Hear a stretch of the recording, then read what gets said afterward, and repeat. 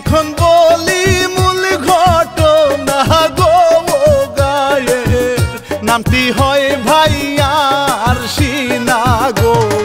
সেটাই ভণ্ড বাবার আস্থানায় পথে ভঙ্গি করে গো বাবা তাহার সঙ্গী সাথী নিয়া।